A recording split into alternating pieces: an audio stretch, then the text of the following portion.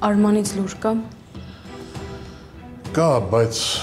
ոչ մի հուսադրող բան չկա այդտեղ։ Այդ տղայի վիճակը նորից վատացել է։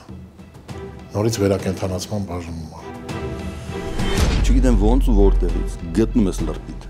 Ու փոխանցում ես, որ եթե 24 ժամվա մեջ աղբուր ձեռը բռնած չհայտնվեց, ուրեմն ինչքան կարա թող հերրու փախնի, որ փրկվի։ Աչքիս ես անգամ չես փրկվել Ձյաննա։ Հիմա գրում եմ ու զգում եմ ոնց է սիրտս կծկվում,